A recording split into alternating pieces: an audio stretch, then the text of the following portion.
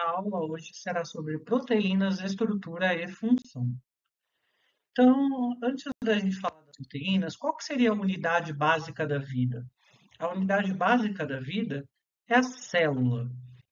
Então, a célula tem uma composição química variada, a depender do tipo de célula, claro. Aqui a gente vai falar de 15% dessa composição química são de proteínas, no caso de uma E. coli.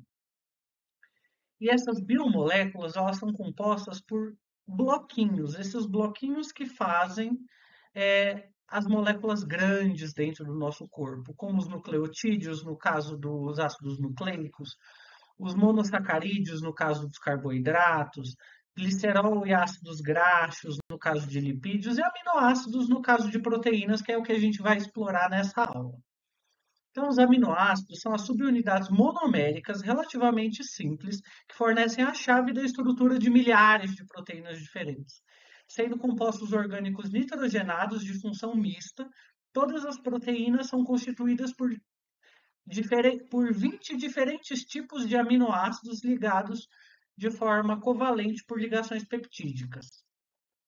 Esses 20 aminoácidos padrão, eles compartilham características estruturais comuns, os quais eles são chamados de alfa-aminoácidos, com exceção da prolina, e a gente vai ver o porquê.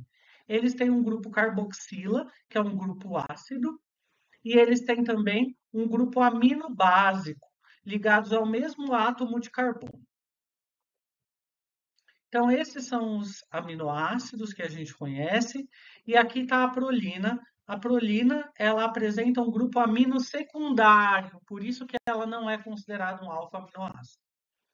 Então, na propriedade dos aminoácidos, na faixa de pH fisiológico, tanto o grupo carboxílico quanto o grupo amino dos alfa-aminoácidos, eles vão estar completamente ionizados. Então, eles vão apresentar um comportamento chamado de anfótero, ou seja, eles podem se comportar como ácidos, doando íons H+, ou recebendo íons H+, aí se comportando como bases, dependendo do pH da solução. Os aminoácidos, eles têm cadeias laterais. Os 20 aminoácidos diferem uns dos outros nas cadeias laterais ou como chamado de grupos R. Os grupos R, que são os radicais, eles são variados em estrutura, tamanho e carga elétrica. Como, por exemplo, aqui a gente tem a glicina, a fenilalanina, que ela vai ter aí um anel aromático, a serina, o aspartato. Então, os aminoácidos podem ser classificados em apolar, polar, com ou sem carga. Os 20 aminoácidos eles vão variar consideravelmente em suas propriedades físico-químicas, tais como a polaridade, a acidez, basicidade, a aromaticidade, o tamanho, a flexibilidade conformacional, a capacidade de estabelecer ligações cruzadas e formar ligações de hidrogênio, a reatividade química, e tudo isso vai conferir uma gama de propriedades às proteínas. Então, não se esqueçam dessa estrutura. Então, aqui a gente vai ter o grupo amino e o grupo carboxila. Então, são as ligações peptídicas, são ligações covalentes entre os aminoácidos de uma proteína, onde acontece uma reação de desidratação, uma reação de perda de água, entre a ligação de um grupo carboxílico de um aminoácido com o grupo amínio de outro aminoácido, onde acontece então uma reação de desidratação na formação da ligação peptídica, ou seja, perda de água.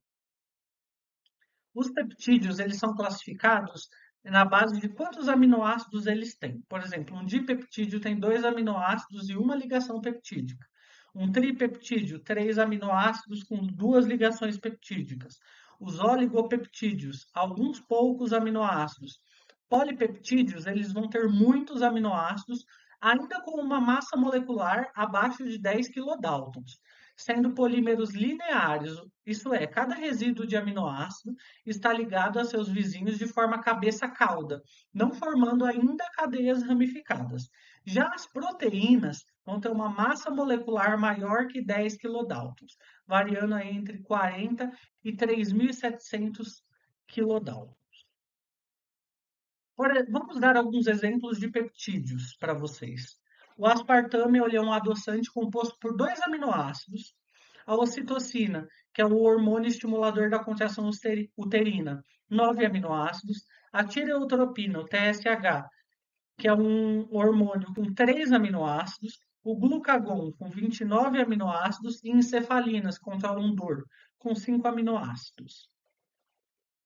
Então, o aspartame é um dipeptídeo, a ocitocina é um polipeptídeo, a tireotropina é um tripeptídeo, o glucagon é um polipeptídeo e as encefalinas é um pentapeptídeo. Ligações peptídicas que essas proteínas contêm. Então, quanto às características, as proteínas são moléculas mais complexas e funcionalmente sofisticadas. A base estrutural das proteínas são os aminoácidos, sendo polímeros ligados por ligações peptídicas à forma de uma proteína especificada pela sua sequência de aminoácidos, sendo macromoléculas biológicas mais abundantes, ocorrendo em todas as células, em todas as partes de células, com um alto peso molecular. Quanto à origem, as proteínas podem ser exógenas, provenientes das proteínas ingeridas pelas dietas, ou endógenas, sendo aquelas produzidas pelo corpo.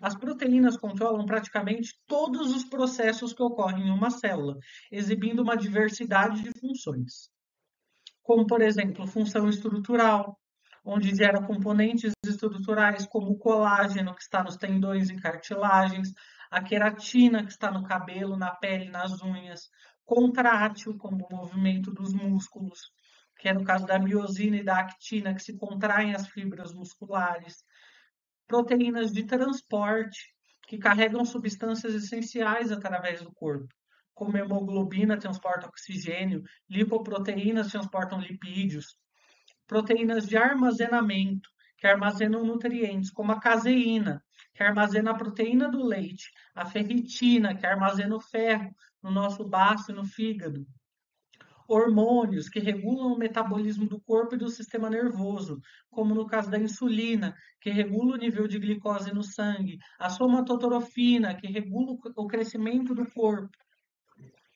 Nós temos também as enzimas, que catalisam as reações bioquímicas nas nossas células, como a sucrase, que catalisa a hidrólise da sacarose, que é o açúcar comum de cozinha.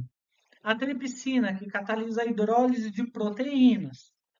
E função de proteção, como reconhecimento e destruição de substâncias estranhas, como as imunoglobulinas, que são os anticorpos que estimulam respostas imunes. Então, vamos falar da estrutura primária dessas proteínas. Ela consiste em uma sequência de aminoácidos unidos por ligações peptídicas, e essa sequência ela é definida geneticamente.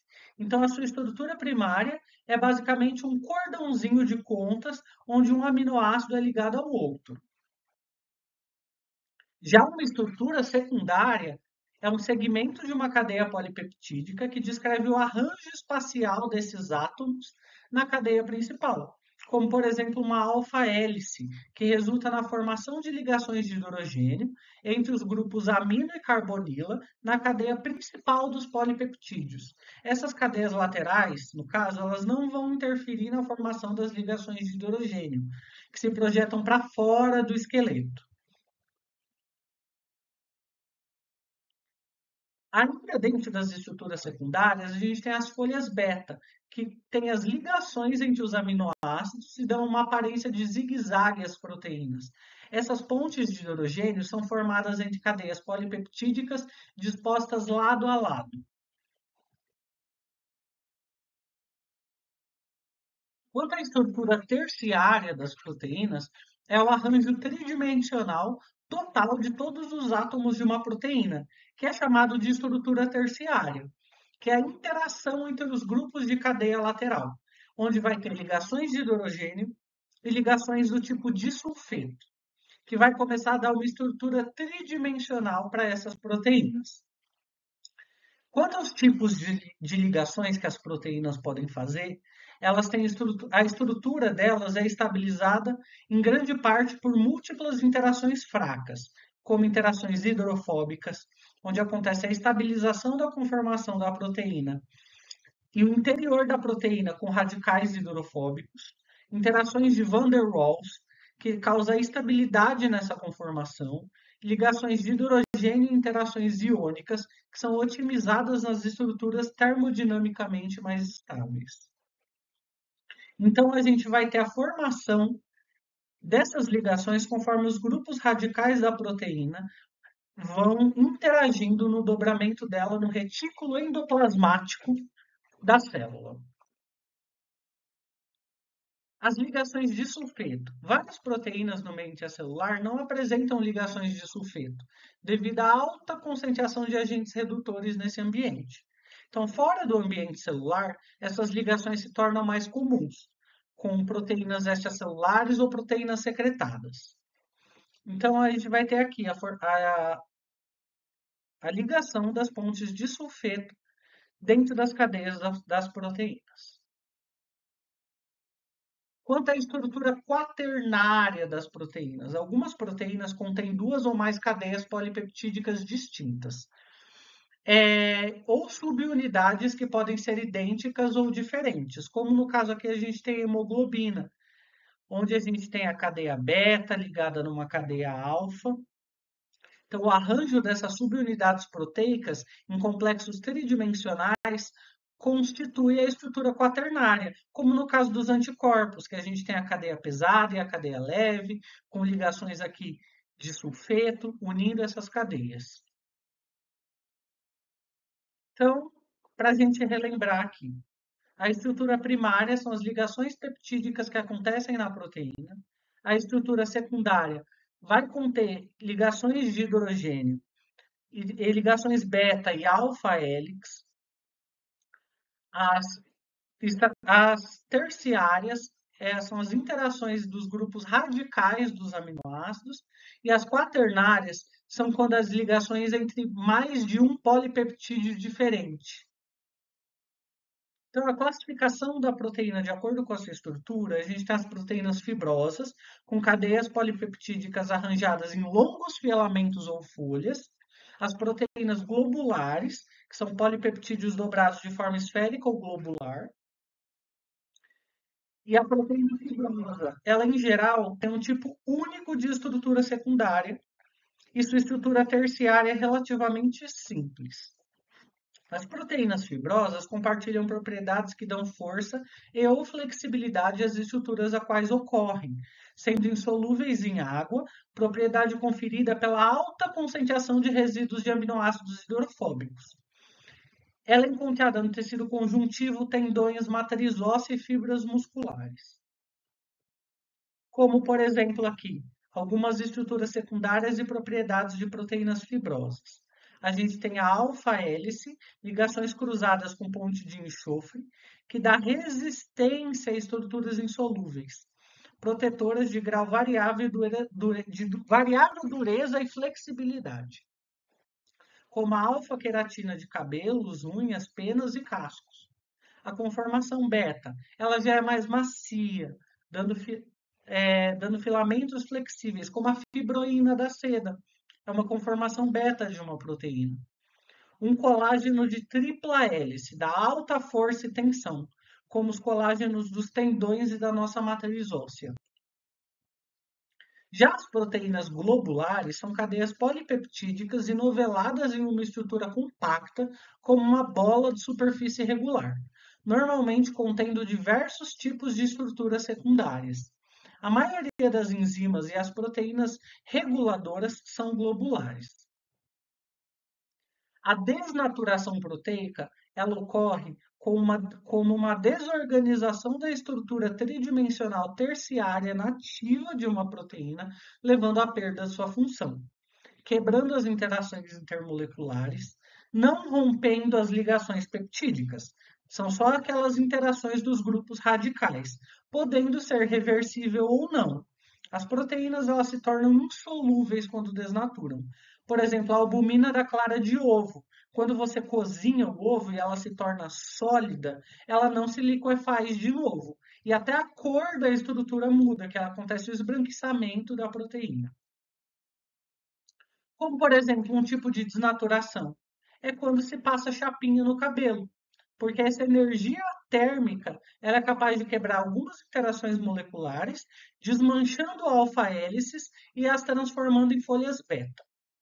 Aí, com o aumento da umidade, se recupera as ligações originais e as proteínas retornam à forma de alfa-hélice. Então, esse é um exemplo de uma reação reversível. Então, a desnaturação proteica ela pode acontecer por elevação de temperatura, variação de pH ou certos solutos, como álcool e ureia, que alteram a conformação espacial e a atividade biológica da proteína é perdida. Então, quando a nossa temperatura corpórea se eleva muito, no caso de uma febre, é preciso controlá-la para que não haja perda de funções em proteínas essenciais em nossas vias metabólicas.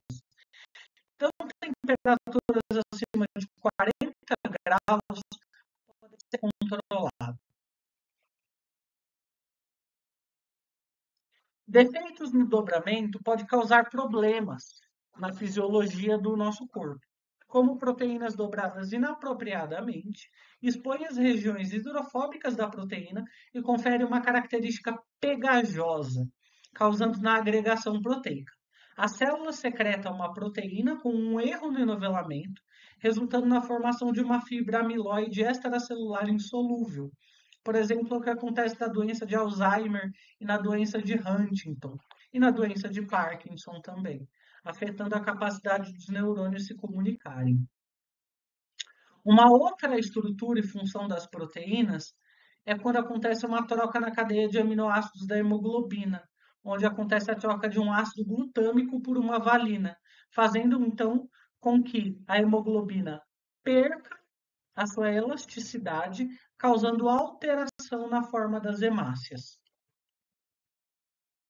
Muito obrigado para você que me assistiu até aqui, e eu espero que esse seja só mais um de muitos vídeos que eu possa disponibilizar aqui nessa plataforma do YouTube. Muito obrigado, deixem comentários com sugestões de próximas aulas que eu subo na plataforma. Inclusive, se vocês quiserem sugerir capítulos de livros para que eu transforme em aulas, eu transformo e subo aqui na plataforma do YouTube. Muito obrigado a você que me assistiu até aqui